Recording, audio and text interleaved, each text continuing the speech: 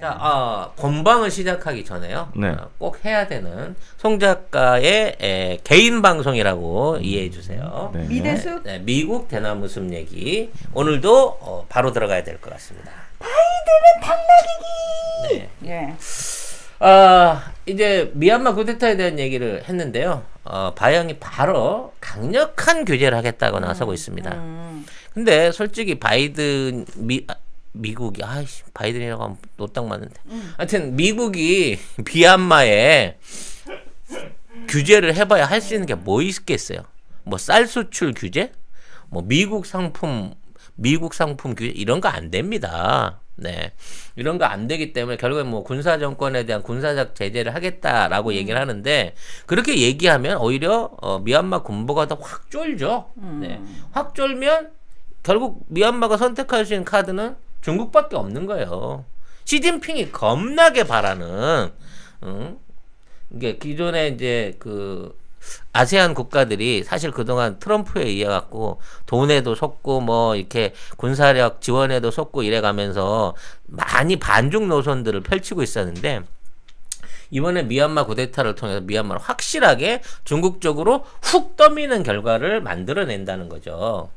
근데 사실 이번 쿠데타 관련된 얘기는 지난 방송에서 했으니까 조금 더 보충해서 들으시기 바라겠습니다만은 이번 쿠데타 한 달 전에 왕이 외교부장이 이번 쿠데타를 실질적으로 했던 그 민하웅 홀라잉 그 총사령관을 만나러 만났죠. 갔더라고요. 그러니까 왕이가 동남아 순방을 했다고 저희가 방송에서 말씀을 드렸거든요. 예. 그래서 그 당시에 수치 여사는 잠깐 보고 이 사람하고 회담을 상당히 길게 했대요. 이게 이번 쿠데타하고 연관 있는 게 아닌가라는 생각이 든다는 거죠. 그래서 지금 있는 군사 지금 지도자가 사령관이 그 정치하고 무슨 상관입니까? 그런데 이 사람은 지난번 5년 전에도 대통령 입후보를 해갖고 아웅산 수지한테 졌던 사람이에요. 근데 그 사람이 이걸 가지고 선거가 진 거를 스스로 불복을 해버린 거야. 쿠데타를 통해 가지고. 그리고 1년 후에 다시 민정으로 선거를 다시 하겠다는 거거든. 그래서 자기는 합법적으로 대통령이 되겠다라는 욕심을 갖고 이걸 저지른 거예요. 근데 결과적으로 이 중국이 왜 지금 미얀마를 잡으려고 하냐. 미얀마는 지금 동아시아 국가들의 한 중심에 있기 때문에 1대1로의 시작점이에요. 미얀마가 바로 운난성, 우리 윈난성이라고 부르는 운남성하고 바로 국경을 마주대고 있는 중국에 가장 가까운 국가거든요. 그리고 2017년부터 이제 송유관을 깔아가지고 그렇지. 그 송유관 자체가 그 미얀마 앞바다에서 운남성 내륙에 있는 쿤민까지 약 770km를 깔아가지고 이 송유관을 해놨던 거예요. 근데 이 송유관 운영이 제대로 잘 안 돼. 로힝야를 비롯해서 미얀마 그 산간에 있는 애들이 자꾸 이제 자기 삶의 터전을 지나가니까 그렇지. 그걸 넣고 막 통과비를 내라 뭐 이래라 그래가면서 계속 거기에 대해서 이제 정상적인 운영이 안 되게 방해를 하고 있었거든요. 그 수치 여사한테 이거 좀 해결해 달라고 그러는데 이게 제대로 해결이 안 된 거야. 그리고 거기 이권 가지고 있는 그러니까 그 송유관과 관련해 가지고 이권에 깊숙이 개입된 데가 군부였어요. 미얀마 군부. 그렇죠. 그래서 그 군부를 이번에 자극을 해갖고 이 송유관 사업들을 중국이 뭔가 지금 끌어들이면서 새로운 1대1로를 좀 강화하려는 술책이 아닌가 싶다는 거지. 문제는 트럼프 때 같으면 이따위 짓거리를 못 할 텐데. 당연하지. 대놓고 지금 이런 짓거리를 하고 그리고 말로는 경제 제재를 하겠다고 하지만 사실상은 중국의 입장을 밀어주고 있는 바이든에 대해서 이미 국제사회가 저거 완전히 지금 중국한테 이게 말리고 있는 거 아니야? 라는 게 첫 번째. 이제 시작한 지 2주도 안 됐는데 벌써 외교적으로 벌써 중국에 밀리네 라고 하는 소리를 듣고 있다는 거죠. 물론 명분은 되게 좋지. 미국은 인권을 중시하는 국가고 이런 군부의 쿠데타는 절대 용납할 수 없는 민주주의의 천병이고 우리는 그렇기 때문에 니들이 감히 민주주의를 그런 식으로 전복시켜? 제재 이렇게 간 거 겉으로 보면은 강하게 나갔네 이렇게 보이는 거죠. 그러니까 트럼프는 훌라잉을 그 이제 테러 그 뭐라 그러죠? 테러범 지위에 올려가지고 입국 금지까지 시켰어요 미국에서. 근데 여기에 대한 거를 조만간 입국 금지 명단에서 풀어주는 거 아니냐라는 전망이 나오고 있을 정도야. 풀겠지. 예. 그러니까 뭐 이렇게 된다고 치면 바이든은 사실상 친중 노선으로 완전하게 정책을 바꿀 가능성이 있다라는 면에서 이번 그 미얀마 쿠데타에 대해서 그 뜨뜻미지근한 지금 바이든의 반응 여기에 대해서 이 동아시안 국가들이 겁나게 불안해지기 시작하는 거예요. 그래서 뭐 기사도 보면은 바이든이 쿠데타를 쿠데타라고 말하지 못했다. 뭐 그런 식으로 뭐 그런 상황인 거지 기사도 지금. 있더라고요. 예. 그리고 뭐 이 얘기는 좀 너무 오바일 수도 있지만 군부가 말하자면 선거를 뒤집어 가지고 이거를 다시 하겠다라고 하는 상황이 미국 입장이랑 비슷해 갖고 바이든 이걸 적극적으로 대응하지 못한다 그런 얘기도 있어요. 왜냐면 지금도 미국은 현재 계엄 상태다라고 하는 주장이 계속 있거든. 아직까지 군대가 그 영향력을 풀지 않고 계속해서 주요 도시들을 지금 장악하고 있는 캐피탈들을 경비하고 있는 상황이기 때문에 왜 계속해서 군부가 안 돌아가냐, 군대도 100% 철수를 안 하고 있느냐에 대해서 말들이 많거든요. 그래서 아마 그런 부분 때문에 바이든이 더 말을 못 하고 있는 게 아닌가라는 얘기들도 있기는 있습니다. 또 하나 이거 좀 충격적인 그 법무부 인사가 있었어요. 지금 이제 그 미 법무부 안에 연방 법무부 형사부 부장검사를 니콜라스 맥퀘이드라는 사람으로 교체를 했어요. 이게 뭐냐면 말 그대로 미국에 있는 모든 그 검사들과 형사 사건들을 좌지우지하는 그런 높은 위치인 거야. 우리로 말하면 말 그대로 검찰총장인 거지. 근데 검찰총장을 옛날 법무부 장관이 대신 같이 하기 때문에 미국 상황 같은 경우에는 그 검찰 차장 역할, 실질적인 검사들을 특히나 형사부에 관련된 검사들을 담당하는 사람을 니콜라스 맥퀘이드라는 사람을 세웠는데 이 사람이 누구냐면 현재 헌터 바이든을 담당하고 있는 크리스토퍼 클라크라고 하는 이 변호사의 소속돼 있는 회사의 파트너 변호사였다는 거야.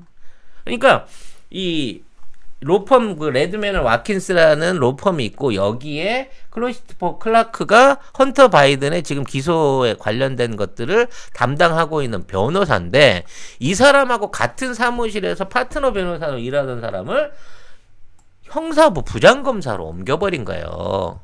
그러니까 이게 말이 안 되는 거지 따져놓고 보면. 우리나라랑 스케일이 틀린 게 우리나라는 원래 검사를 하다가 나가서 변호사가 돼서 옛날 자기 하던 사건을 변호를 하는 이런 미친 이 검사들이 있었단 말이야. 그렇죠. 근데 이거는 변호사가 먼저 선임이 된 상태에서 그 변호사의 회사의 같은 동료를 검사장으로 올려버리는 한국하고는 스케일이 달라 미국은. 이렇게 해버리니까 야 이제 계속 물어보는 거야. 변호사에서 야 이번 인사 이상한 거 아니야? 어떻게 해서 이 사람이 여기에 갑자기 사전 예고도 없이 이렇게 올라가게 된 거야?